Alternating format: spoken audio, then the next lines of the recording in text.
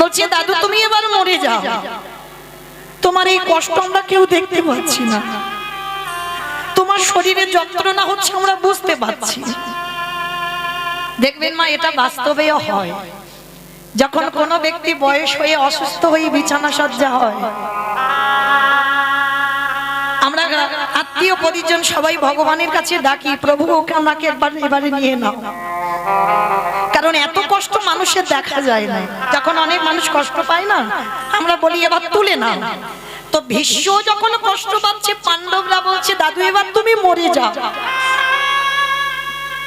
তোমার কষ্ট দেখা যাচ্ছে না, এবার মরে যাও।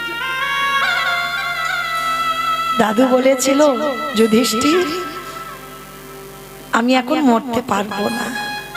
কেন? তখন তো বাবা দক্ষিণায়ন চলছিল, আর দক্ষিণায়ন চলাকালীন ভীষ্ম প্রাণ ত্যাগ করবে না।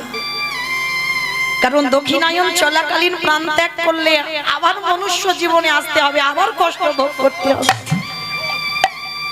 কিন্তু উত্তরায়ণ চলাকালীন যদি কেউ দেহ ত্যাগ করে, তাকে আর এই মনুষ্য কুলে নয়, তাকে দেবলোকে চলে যেতে হবে।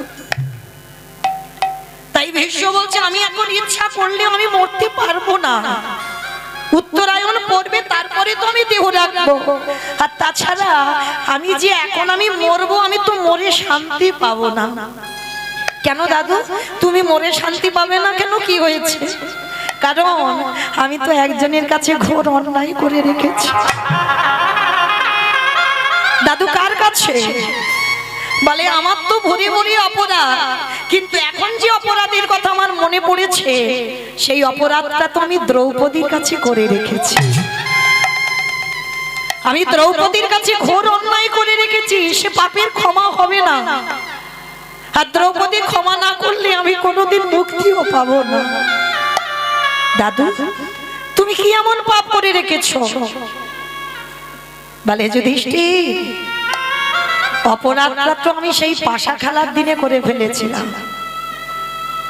পাণ্ডবরা যেদিন বাবা পাশা খেলায় বসেছিল, এই জায়গাটায় অনেক আমরা ভক্তরা বাবা পাশা খেলার ঘটনা জানি মহাভারতে, কিন্তু এই যে পাশা খেলায় যে পক্ষে কৃষ্ণ রয়, সে পক্ষ কোনোদিন পরাজিত হয়? ভালো করে বুঝতে হবে। তাহলে যাদের পক্ষে আমার স্বয়ং ভগবান বর্তমান ছিল, তারা কেন আজকের পাশা খেলায় হারলো? এমনি